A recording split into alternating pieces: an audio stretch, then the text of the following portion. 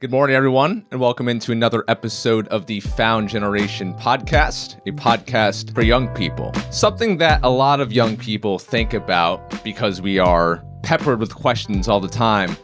When are you getting married? When are you going to have kids? I can think about it all, the holiday and family gatherings that were asked by our parents and our friends of friends and our coworkers.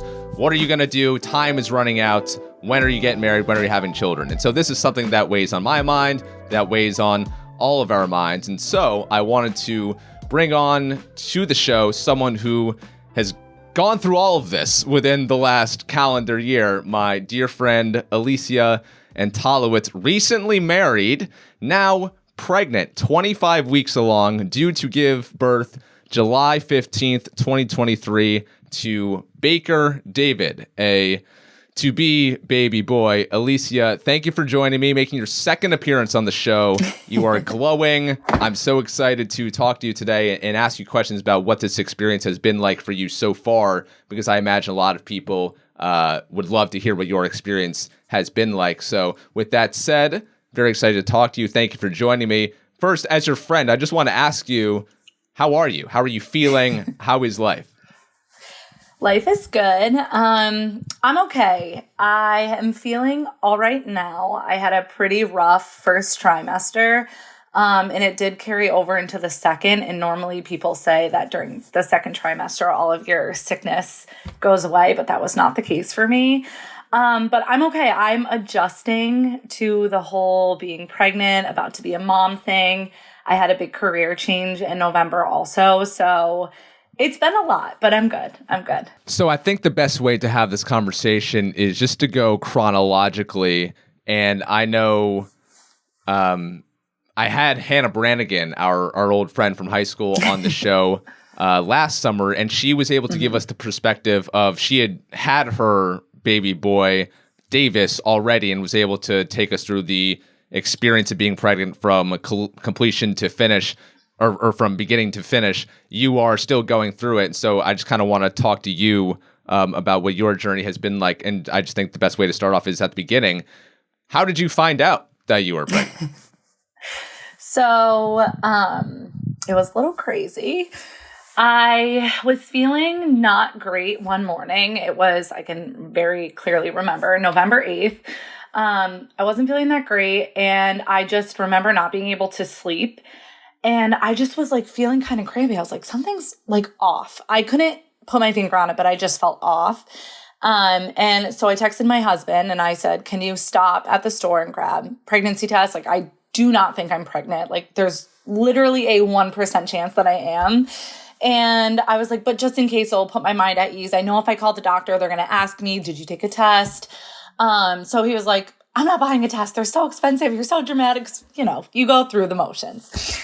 And I was like, please just do it. So he stops and grabs the test. And honestly, like, I did not think I was pregnant. We had just gotten married and we had not planned to have kids until this year, like 2023, later in the year, like get pregnant. So he comes home, he, gives me the test, and I don't even think anything about it. It was a super busy week for me.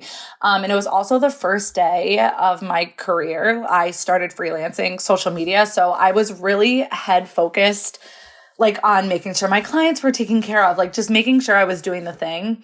And I had an appointment at 9:30 that morning. And at like 9 o'clock, I was like, all right, I'll just take it quick before I go, like just to put my mind at ease. I know it's negative. And it was instantly positive. Like there was no waiting time. It was the most out of body experience. Like I've never experienced anything like that in my entire life. So like my first reaction was like, just like screaming Nick's name. I was like, Nick. And he was like, something like somebody better have died. Like, what is wrong with you? Like, what's going on? And I was like, it's positive. And I was shaking, but I didn't really feel happy. And I felt instant guilt because I wasn't happy. I felt nervous. I felt like I wasn't ready. I just had like a complete mental breakdown, which kind of sucked because I'm married, we're established, we're planning on having kids. So like his reaction was to be excited. And so it was a really interesting like dynamic, like him trying to comfort me and also me just like not being able to be excited about it. And I just think it's something that we need to normalize, honestly, because just because you are planning to have kids and like I said, like if you're married, established, like you know where you want to go and you know what this is in life, it doesn't mean that like you have to be over the moon when you get a positive pregnancy test. Like I really was not. I have to be honest. Like I cried for weeks. I was like, we just got married. What is our marriage going to be like? Like it's never going to be you and me again. There's a million things that go through your mind. And that was just a tough pill for me to swallow. On top of that, I'm just somebody that struggles with change. And I just went through so much change, right? Like I literally, this is day one of my career. I just got married. I just changed my last name. Like I had gone through all of these incredible life changes. And then on top of that, I'm like, oh my gosh, like I'm going to have to put my business on a halt. Like what am I going to do during my maternity leave? Like there was a million things going through my mind. And then the whole reason I took the test is because I wasn't feeling right. Like I was crampy. So then I'm all in my head, like, am I going to have a miscarriage? Like, am I okay? Like, is this going to be a viable pregnancy? Like I couldn't enjoy it. So I had to run to the appointment because I couldn't cancel it. And I had no time to decompress or like sit with it that entire day. I just had to go. And I remember coming home and calling my gynecologist because I was like, I guess this is probably what I should do. I don't know. I've never been through this before. And they're like, okay, so we'll see you in 6 weeks. So the way it works is when you get pregnant, the doctors won't see you until you're 8 weeks. So at that point, they thought I was 3 weeks. So they said, we'll see you in 5 or 6 weeks or whatever. And I was like, so like, what am I supposed to do? Just like sit here for 6 weeks and just like hope that everything's okay? Like, that's really how it goes. And that to me, like shocked me. And I understand it now because really you can't hear a heartbeat any earlier than, 6 or 8 weeks. You can't see anything on an ultrasound, so they won't bring you in. They just kind of say, here's some prenatal vitamins, take these and we'll see you then. And so that first like 6 to 8 weeks that you're just sitting around is so gut wrenching. Like until you hear a heartbeat or see something on an ultrasound, you just are like, it's intense. Like that's the only way I can describe it. So I spent those weeks just like crying in bed, wondering how this is going to go for me, hoping that there was going to be a heartbeat, like feeling crampy, not having any answers. And then we went and got our first ultrasound and I ended up being further than they thought I was. So you could see him, like completely. Like normally your first ultrasound is just a blob, and our first ultrasound, he had a head, a body, like hands and feet. And I just was like overwhelmed with relief because I didn't realize that a lot of that anxiety and that like just feeling of not being able to enjoy my pregnancy came from not knowing like how. I was like, is there a heartbeat? Like, is he okay? You just don't know. And there's no physical changes at that point. And then also I started to become really sick. So it was a roller coaster for me. It was a roller coaster. And then, you're not supposed to tell anybody. That's what they say, at least. Because, yeah, I know. You're not supposed to tell anybody until you get into the second trimester, they say. Just because once you're into the second trimester, there's a 1% chance of a miscarriage. So had I announced at 8 weeks and then lost the baby, then I would have had to announce,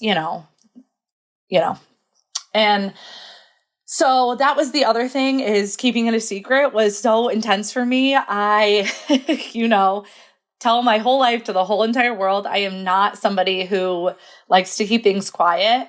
So I did tell my parents, obviously, pretty soon after. And then we waited until around Christmas time to tell the rest of the family because I was about 12 weeks at that point. And that was also so much relief for me. So the first trimester, it's just intense. It's keeping it a secret. You're really, really sick. You don't want to go out in public. I mean, it's crazy. But the second has been so much better for me. At what point you had all these concerns about, oh my gosh, my career is just starting. Oh my gosh, we just got married. Like, we're not even really established in our marriage yet. At what point did you stop being so concerned about those things and just genuinely happy that, oh my God, I'm having a child? I think I would say about 2 or 3 weeks. Like, once I was able to like calm down and kind of think about it, like, I have a great husband, a great marriage. We're financially stable. We have so much support. I think it was about 2 or 3 weeks then I was able to start kind of like, I wouldn't say enjoying it, but I was okay with the idea of it. And then definitely after our first ultrasound, when we got to see him, it was just like everything went away. I was like, oh my God, we're doing this. Like, this is going to be great. Who cares? It's meant to be. It's 6 months earlier than we expected to start trying or whatever. So I would say around then. But as far as the career thing goes, I mean, that took me a little while just because I had just started full time with the clients that I had. I didn't really know how to tell them that I was going to be on maternity leave, and I'm freelance. So essentially, when I'm gone, there's nobody there to take my spot. I probably would have to outsource. So it was just all these things like going through my head. And then it made me feel better when I finally was able to tell people, and I told my clients, and they were like, Allysia, it's fine. Like, if you just have a plan for me and we'll post it or outsource it and we'll pay somebody, like, it's not a big deal. Like, everybody deserves to have a maternity leave. It's fine. But then the other thing I struggled with was I was really interested in taking on more clients, and I still am. So I put myself out there, but also people knew that I was pregnant. So I've had a little bit of a struggle with that because it's like, okay, I can hire her now for 4 months, but she's going to be gone for the whole summer, which is a busy time for a lot of people. So I struggled with that for sure. But I would say second trimester is when I really was like able to enjoy things. Once I saw the ultrasound, once I stopped being so sick, once my clients knew, once it was out in the open is when I could like take a deep breath and be like, okay, I'm excited. You've answered so many of my questions so far, but one thing I'm dying to ask you, and there's not that many people who are qualified to answer this. So you work in social media, you have your own thriving Instagram and TikTok accounts, and of all the posts in the world that you can make, there's only a select number of posts that have like real social capital attached to them. That's like life updates, job announcements. Mm-hmm. That's, the pic with the, once you get proposed to, the pic with the the ring on the finger, and the I'm pregnant post, and the oh my God, here's my baby post. How much thought and time did you put into assembling the I'm pregnant social media post? Not as much time as you'd think, honestly. And that took a lot of people by surprise because I had this whole idea of, I wanted to do a whole video, like hire a videographer and have it done. And then I was like, oh, maybe we should, get a professional photographer and take pictures that way. And then when it came down to it, I was like, I just want to announce it. Like in the comfort of my own home. Nick was the same way. He's like, let's just do it. Like, we don't need to think that much into it. Like, so, actually I have a professional camera. My neighbor came over and she took pictures and we did the baby announcement picture, and it came out so cute, and I'm so happy with it. But, honestly, I was overwhelmed at the time I was announcing it. So I was just like, I just want to do it. It will make me feel better if I just do it. I will say my baby name reveal video, I did put a little more time and effort into just because I was really back and forth about announcing his name because I've gotten some not so great feedback about it, which is whatever. It doesn't bother me. But I was like, maybe we should just keep his name quiet until he's born. Wait, what lowlifes are commenting on the name of your child? What are they saying? I know. Just my TikTok of his baby name reveal, the comments are like vile. Just like goodness. Baker is not I know. People are like, Baker's not a name. Like, who names their kid Baker? But like I said, I was like, whatever. So I went back and forth, and then I was like, you know what? I love his name, and it's going to be his name, whether it's now or in July. And I always refer to him as Baker. I never say like the baby or a baby.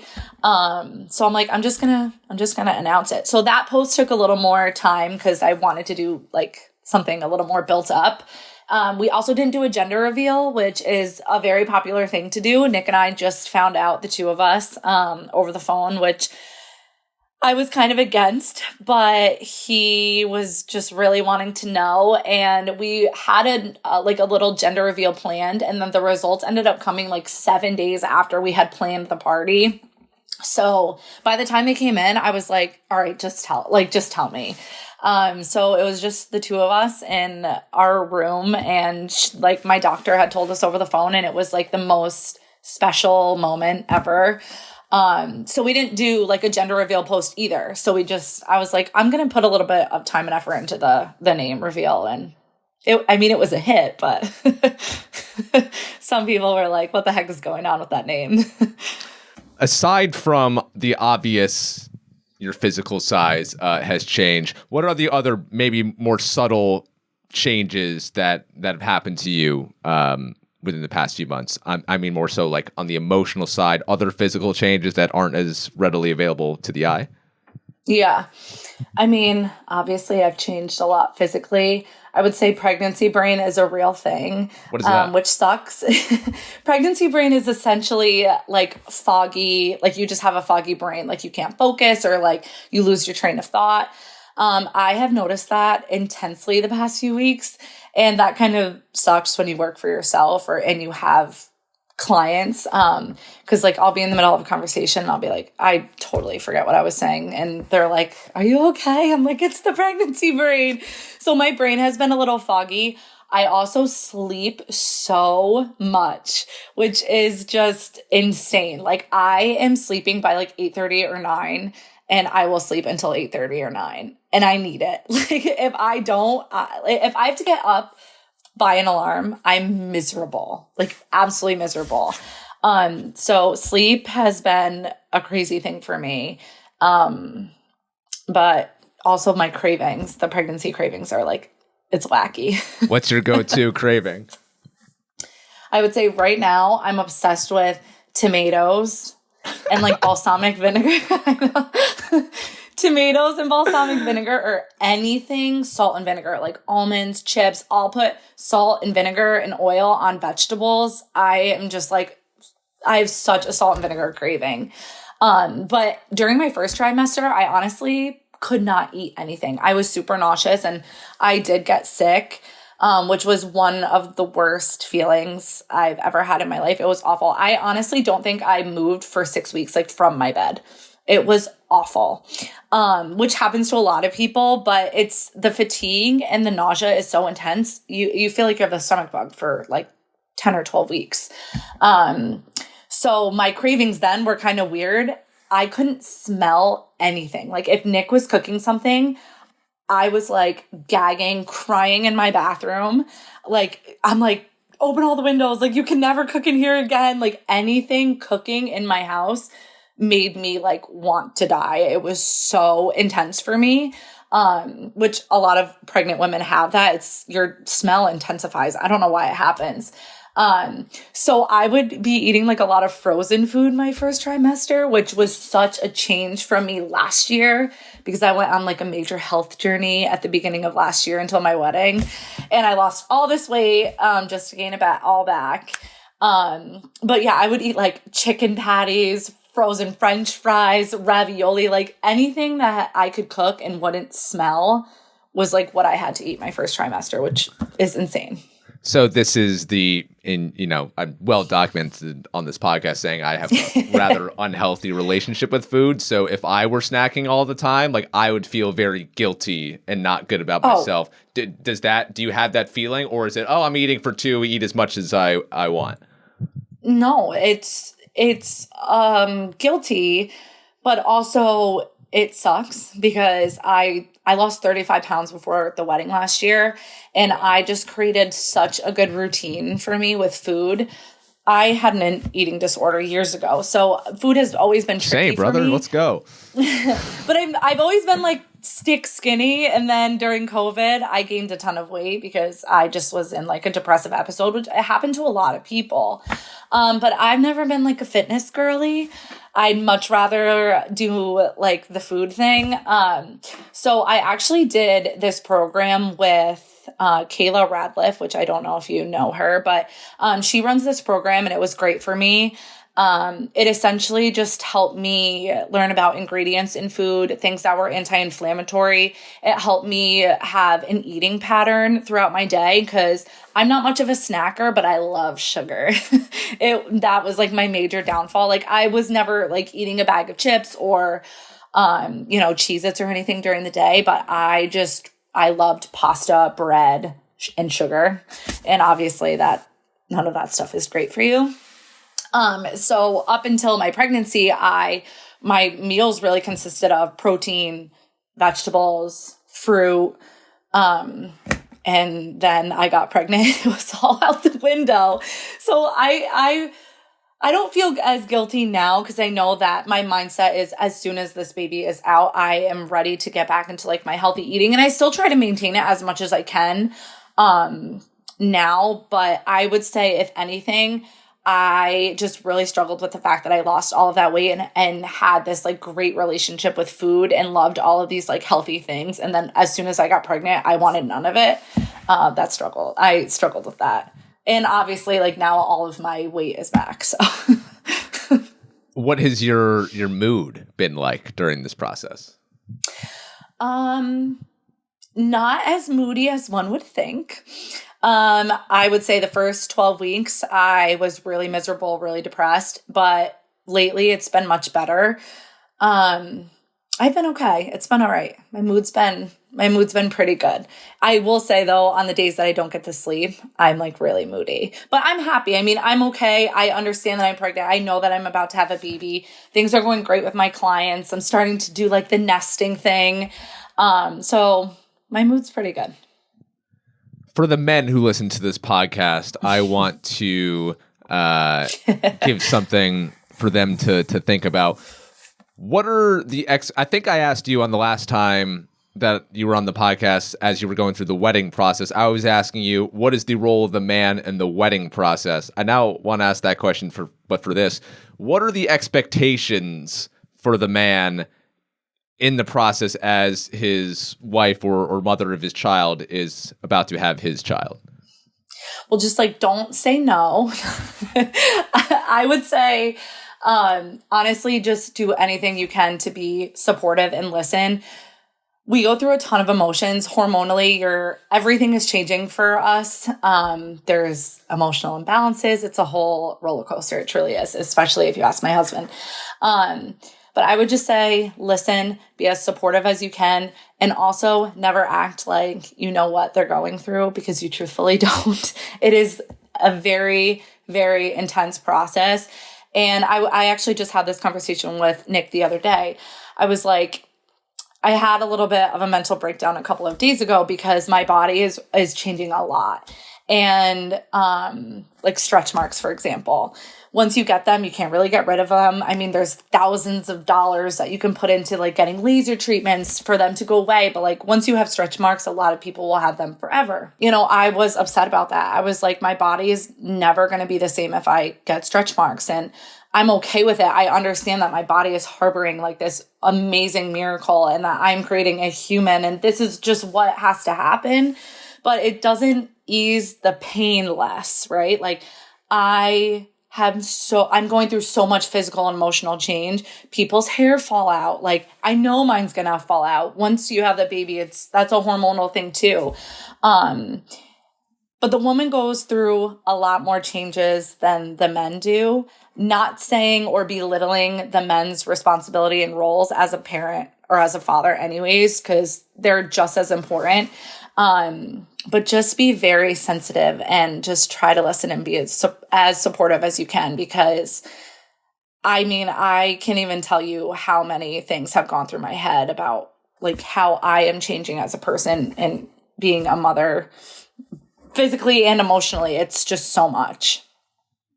I want to get into that a little more. How do you accept the fact that your body's changing. Of course, it's a biological thing. It's literally human nature for this to happen. But when you've looked one way your whole life, and the way you look, by and large, in terms of your body composition, is firmly within your control. As a woman, it's less hard to control than it is for a man. But by and large, how you look is based on your life decisions. And now you can't necessarily control what you'll look like coming out of this. How does that sit with you? Yeah. I had a really hard time with it. Like, especially because I just got to a point after years of struggling with weight gain that I felt like super confident in my body right before I got pregnant. And so I really, really struggled with it. But I'm at the point now where I'm like, I know my body was made to do this. Like, I'm supposed to do this. And I keep telling myself that because I am really nervous about giving birth. I do not have a high pain tolerance. So, but that's like just something that I keep telling myself to just ease the pain, that your body is supposed to do this. Like, you were made to do this, and that you're going to get through it, and that you can still be like comfortable in your body post-pregnancy. Like, even my sister-in-law, she had a baby last July. She's always been super fit, like just very comfortable in her skin. And she is like not even, the baby is 9 months old now and she looks just like she did before her pregnancy, before she got pregnant. So that gives me confidence because I'm like, there is a way to do it, but you just kind of have to sit with it now, right? Like, it's going to be 9, 10, probably 11 months that your body is going to be a little bit different, but just have that mindset that as soon as you're ready to start getting back, that you can. Have you planned out the day that the water breaks and you know that this is happening? Do you have a protocol in place? No, I'm not there yet. I'm still kind of like, I haven't had my baby shower or anything yet. We haven't really bought that many things yet. I'm still kind of like easing into it all. I think once we have the baby shower and we have all of his stuff here, I'll be like, oh, okay, this is real. We got to start having a plan. But I'm still 3.5 months out. I'm better under pressure. So once it starts getting to the nitty gritty, that's when I'll have a solid plan. But it's also not like the movies. Like, once your water breaks, you have to like go 90 miles per hour. It doesn't work like that. Like, I could probably come home, take a quick shower, and head to the hospital, which is probably what will happen. What preparations have you made for being a mother in terms of learning literally how to care for another human being? Well, I am lucky in that aspect because I worked for almost 10 years in childcare. So I used to work at a daycare, like right out of high school in an infant room. So I have a ton of like motherhood experience through that. I know a ton. Plus there's an 8-year difference between my little sister and I. And so I had a large hand in helping, raise her, change her diapers, do all the things. And then I was a nanny for a long time. So I have a ton of experience motherhood wise. So that's very, very helpful for me. But I also have been reading What to Expect When You're Expecting, which is an ancient book, and they update it like every year and it's still relevant because it's all the same. So I read that, but I feel more prepared for motherhood than I did for pregnancy itself. Oh my God, that's awesome. I'm so happy to hear that for you. What are you least looking forward to about giving birth? Besides the birth, I have a lot of fears about it. One, I hear so many horror stories and I just have, like I said, a really low pain tolerance.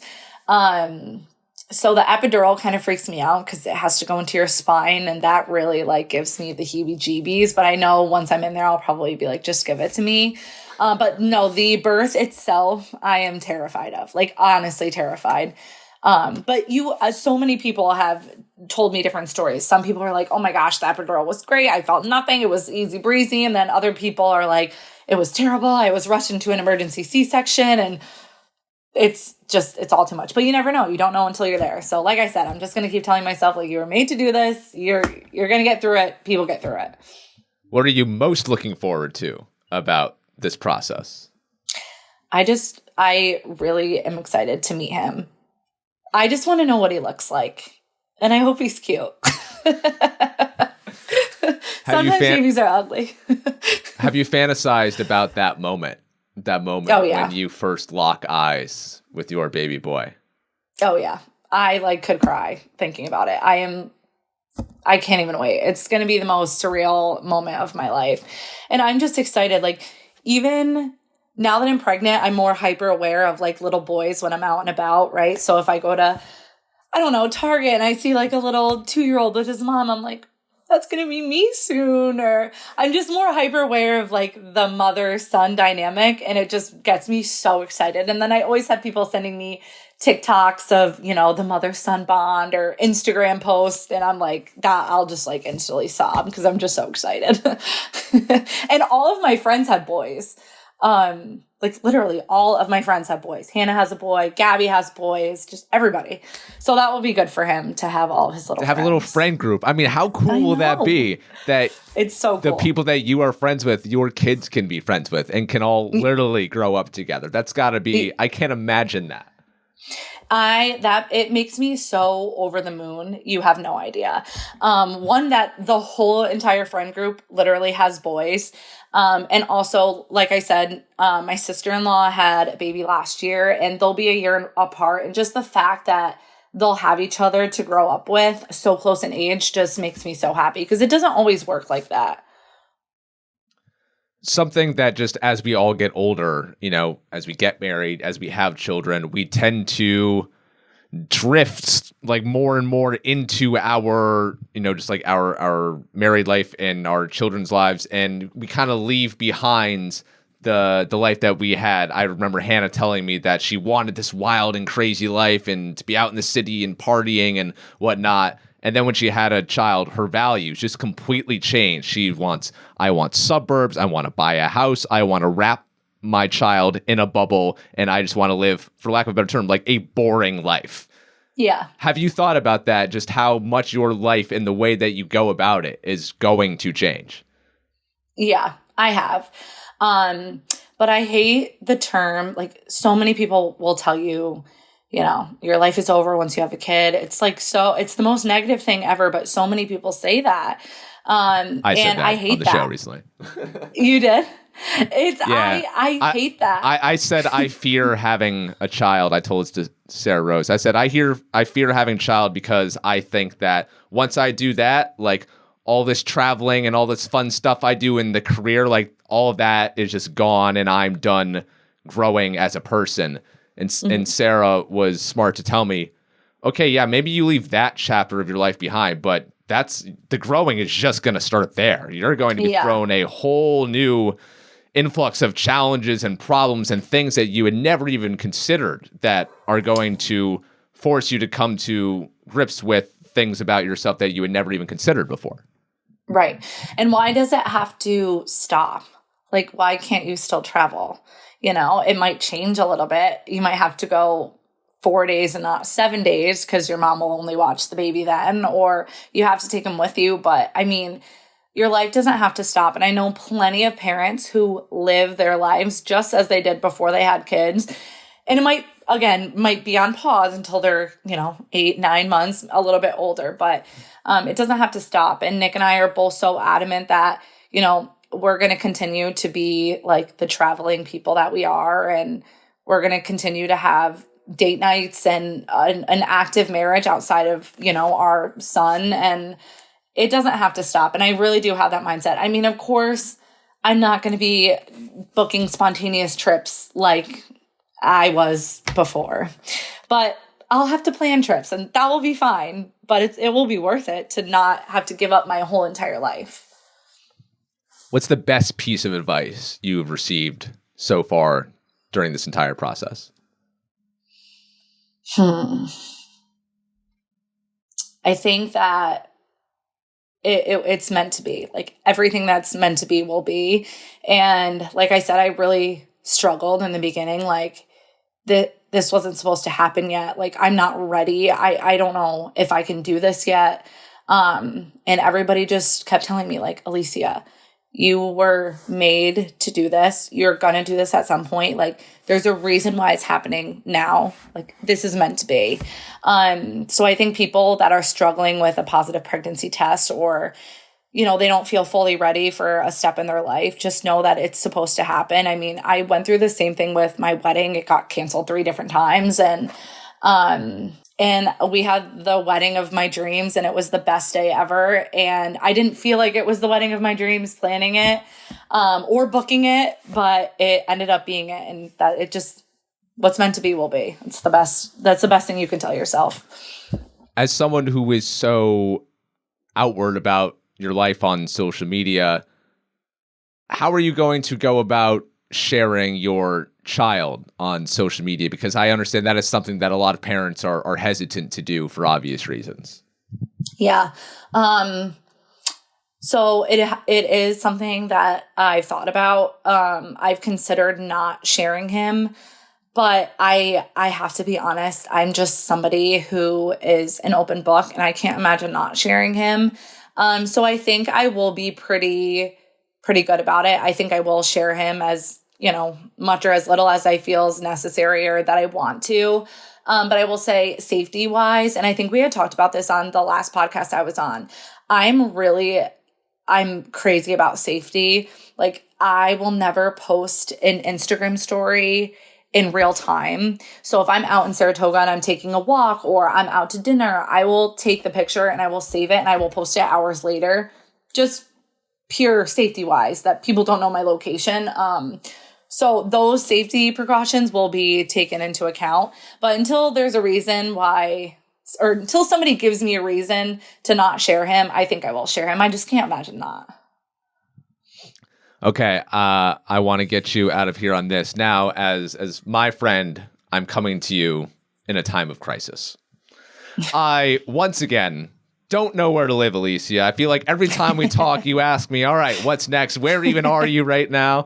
And so right now, I'm on the island of Oahu in the town of Kailua, Hawaii. And I'm leaving here at the end of April. I'm traveling a bunch in May. I'm going to New York. I'm going to Sweden. And then I want to settle somewhere in June. I'm a little bit burnt out of the traveling life. I want to settle down and sign a 1-year lease. And that's my version of settling down, is signing a 1-year lease. And I don't know, where to go. I've narrowed it down to a couple places: Boston, okay, New York City, London, or where I've already lived, Portsmouth, New Hampshire. Boston is my least favorite option. I really don't have much interest in living there, but I have a couple, personal relationship reasons for why Boston works. Mm-hmm. New York fascinates me. I have a great time every time I go there. It's fun. It's wild. It's exciting. You end up in a different part of the city than where you started. It takes you all sorts of unexpected places. You meet people. You network. It's a great career choice, but it's crazy, ridiculously expensive. I've just never honestly had much interest in living there. Moving there would be out of a necessity, career thing would be the biggest driver. And every time I go there, I'm like, gosh, it takes forever to get here. It feels a bit dangerous and sketchy places. I wouldn't actually want to live here. London, I absolutely loved my time in London. It was so much fun. However, living in another country for a year as opposed to 2 months presents all sorts of challenges with the government, legal, immigration, work. I would have to get Spotify's counsel on this, and it would be difficult to work something out with them. Or I go back to my beloved small town of Portsmouth, New Hampshire, beautiful New England seacoast town that is an hour from Boston, so easy access to get to Boston, and not that difficult to get to New York City whenever I want to go there. My concern with that is me thinking too small. I'm in a very ambitious phase of my life right now. I'm just all about growth mode and challenging myself. And, I'm just really hungry in my career right now. And a place like New York City or London is, in my industry, the place to be. That's where everyone is. That's where all the action happens. And so I fear I would be, even though I can work remotely, don't have to be anywhere, I feel I would be doing myself perhaps a disservice by being in a small town like Portsmouth. I'd be selling myself short. After all of that said, the 4 options: Boston, Portsmouth, London, New York. Where should I live, Allysia? I feel personally like you just weren't done with London yet. And knowing you and all the conversations we've had, everywhere you've gone, you've kind of been ready to go once you've gone. And I didn't feel like we had that conversation when we were leaving London. So I know it would be like such a pain, but it might be worth it. I mean, it's a year. That would fly by. I feel like London. Yeah. I'm anti-New York. Did the New York thing before. Right. Yeah. Why are you anti-New York? Wasn't a fan. Well, I liked it when Nick lived there. Well, he lived in Jersey City and then commuted. So we were kind of, back and forth. But it's gotten worse since COVID. I've been down twice, and both times I felt like I'm not coming back here. I don't feel safe. It's so much dirtier than I remember. But that also could be me being snotty because I lived in Chicago, which is like the cleanest, nicest city ever. And then visiting New York, I was like, ugh, I don't know how people live here. And it's insane expensive to live there. I mean, I don't think that's worth it. I personally love Boston, but every time we've talked about it, you're like, it doesn't seem like it's something that you really want to do. You did Portsmouth. I just feel like it's London. Personally. That's what my Twitter followers said as well. I put out a poll and they said London. So I know, but it has to be your decision, Troy. I know, but I'm incapable of making my own decisions. I always fear making the wrong decision. And don't be in fear of that, because the wrong decision is going to lead you to the right one. Trust me. Like, who doesn't make wrong decisions? That's a great place to end that.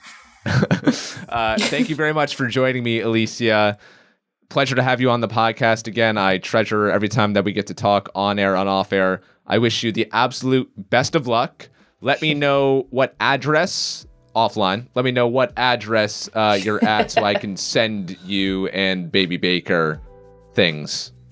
Maybe I'll get him like some boxing gloves. Do you think he'll be down for that? Perfect. I hope he loves sports. Perfect. I can't wait to meet him. Good luck on this process. I'm so proud of you for getting through it, and I can't wait to see all your posts on social media and to talk to you about this new phase of your life. This is really exciting. I'm really happy for you guys. Thanks for having me, Troy.